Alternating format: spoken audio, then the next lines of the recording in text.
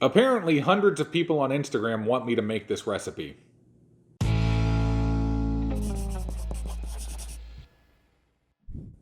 Welcome to Crocs in the Kitchen. I am Brian. Jessica is actually sitting behind the camera holding one of the dogs because if she doesn't, then they're just going to go crazy and ruin every take that we do. But the other day, Jessica asked me to make some green beans.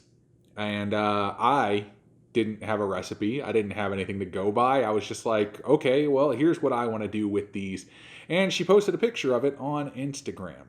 If you're not following us on Instagram, I suggest you do so because Jessica is always posting things on there, little videos, little live streams, and other pictures and stuff like that.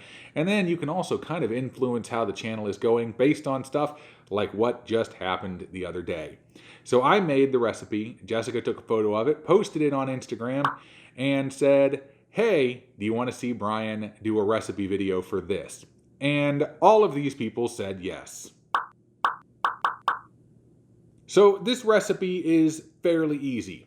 And in fact, I threw it together just as I was making it. I just happened to write everything down at the time, so that's why I even have this recipe to begin with.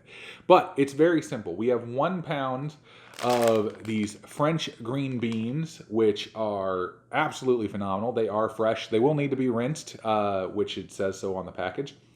Also some low sodium soy sauce, some lime juice, maple syrup, some garlic powder, onion powder, a little bit of cayenne, 2 dates. These are fresh dates, obviously, but if you have just the regular like chopped dates that we sometimes get about 2 tablespoons worth.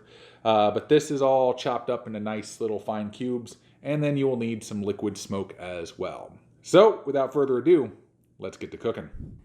All right, so let's start with just the liquid ingredients here first.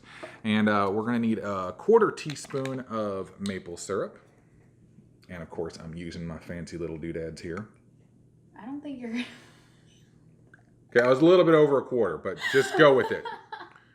A little bit over 1/4. That's why I provided you with a 1/4 teaspoon over there. Calm down. All right, so once that's in there, then you can use, you can do a 1/4 or a full tablespoon of lime juice. You're out of practice. I am out of practice. I haven't done a recipe video in a while. 1 tablespoon of lime juice. And finally, 1 tablespoon of low sodium soy sauce. Anybody else have trouble saying low sodium soy sauce? It's like too many S's. Could I use like tamari or Bragg's liquid aminos? Yes, absolutely. Totally. You can use any of those. Those work just as well for this recipe. We just happen to like the soy sauce for this one, and it's just what I happen to use for this recipe. All right, so once all that is in there, then we are good to go with those liquid ingredients. Now for the dry ingredients. Now, you could use some fresh garlic. That's perfectly fine. But I happen to like the way the garlic powder kind of spreads all around. So 1/4 teaspoon of garlic powder. 1/4 teaspoon of onion powder.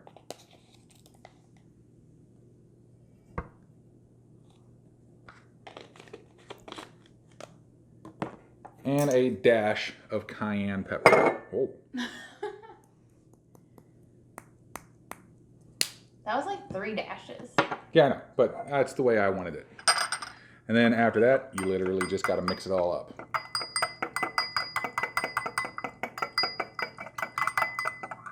All right, now you may be asking yourself, hey Brian, what about the dates and liquid smoke?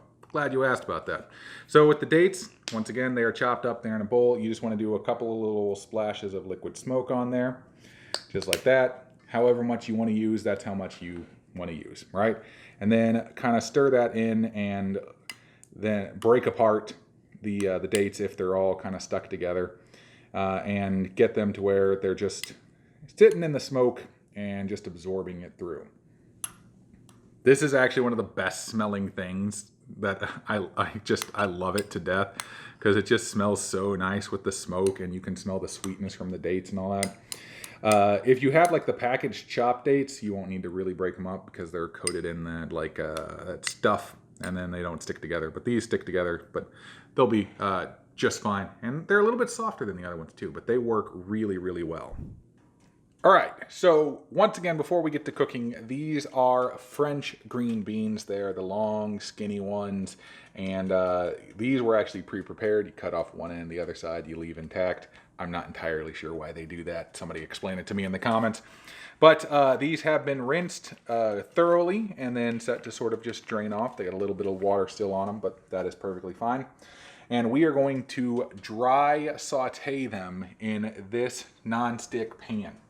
Now this is a fancy diamond, it's not really that fancy, but it's a good non-stick pan. It like really, really great. I love using this thing, and you can use it at higher temperatures, and we've got this set to medium high, and it's good and hot on here right now. If I threw something in here, it'd be smoking. In fact, it looks like it might be smoking just a tiny bit.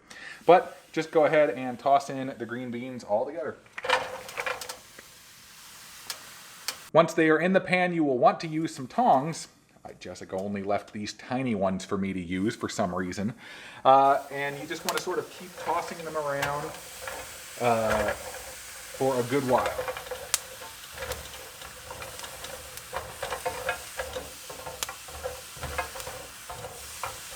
What I'm looking for is for charring to start to occur, and the green beans will start to soften. You don't want them really soft. These aren't like the kind of green beans that you get from a can or something like that. You want them to be still crunchy and have a good texture to them, but you want them to be softened just a bit. So you just let those sit on the bottom for a little bit, and then you just toss them so you got the other ones sitting there. And, you know, I tell you what, it smells so awesome. Like, it honestly reminds me of, like, dinners at my grandma's house for some reason. I don't know why, but it totally smells like that. I don't know, maybe she made green beans and this smell just stuck with me. But yes, just keep sort of tossing them, then letting them sit for a little bit. They'll sort of steam themselves, like because they've got a little bit of that water on them. And just make sure that everything is staying nice and moved, so not one side burns and another side doesn't. Really, really simple stuff. Just keep them moving, and eventually you will get to the point that you were looking for. It'll take about 10 to 15 minutes from what I remember. We'll figure it out as we go. It'll be in the blog post, though, with the recipe. It'll have precise instructions and all that. If you see that stuff is starting to char a little too much, go ahead and turn your heat down. But I think I'm doing actually really good right now. I'm coming up on the 10-minute mark, and it's starting to look pretty good. This is like a labor of love. Yeah, basically. You just want to keep it moving, keep stirring it, making sure that nothing is sticking on one side or another. You can toss it like, you know, a normal pan, like toss. Like. Ooh, fancy. All right, this is looking fantastic. If you look here, zoom in, you can see good sort of charring marks on some of these. Not all of them are charred, but a good portion of them have a little bit of charring on them. And that's what you're going for, right? At least that's what I'm going for. And after that, very simply, we will add in our dates. Those have been soaking in the liquid smoked ashes, and they smell amazing still. Yep. And then go ahead and put those in, and then just start stirring those up as well.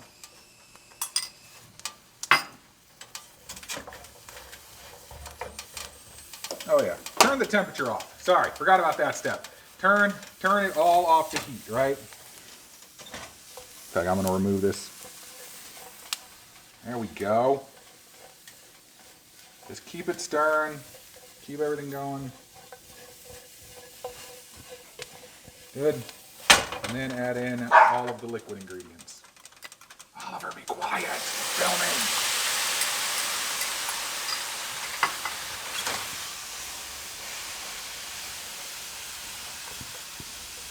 Notice I'm keeping it off the heat because our burners like to stay quite hot.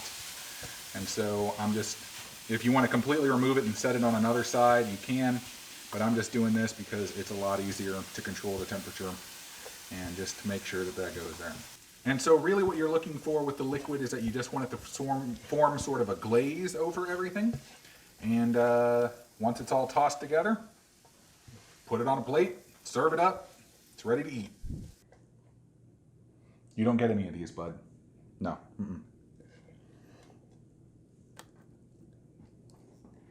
He's gonna try though. He's gonna try. Don't ask me why I'm plating them like this. I don't know. I just went with it. And voila! Brian's green beans. Oliver, get off the counter now.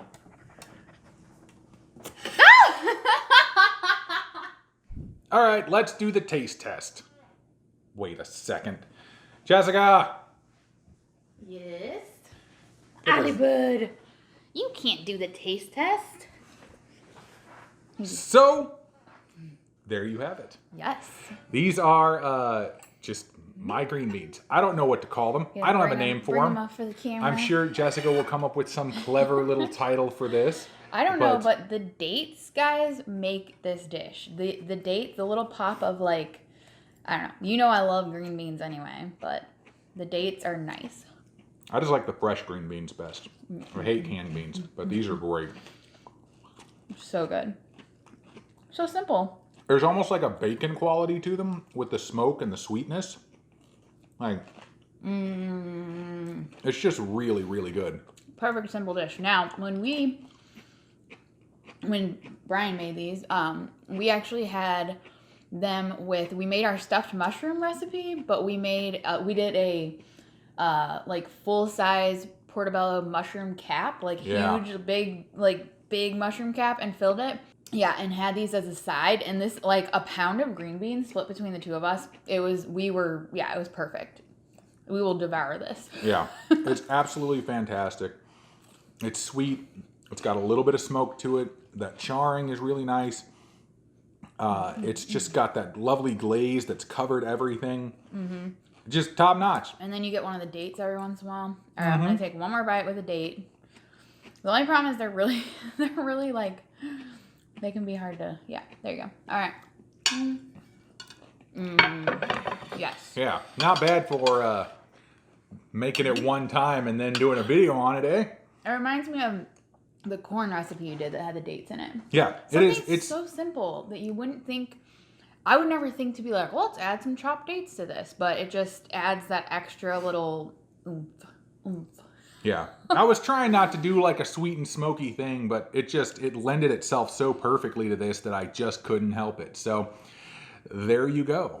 So check out the blog post and it'll have the recipe that you can print out, all the little pictures and all the ingredient amounts and all that kind of fun stuff. All the even like products that we use in the video, we usually try to feature them, like the pan that he used. We'll have a link to that. So check that out. But other than that... Yes, subscribe if you haven't done so already and click the bell that is right next to it so you get notified whenever we post a new video. Also, you can follow us on social media, Facebook and Instagram, like I said before, about following us on Instagram so you can actually influence how the show is going. Not to mention, we do really like doing those little Instagram lives and posting videos there as well. Also, you can like and share the video, give it a thumbs up, give it a thumbs down, whatever you want to do. We don't really have a preference. Oh, that's not true. We want you to click the thumbs up. But I think that's all I got. That's definitely all I got. This is certainly all he's got. We will see you next time on Crocs in the Kitchen. Bye. Oh, you need a pack.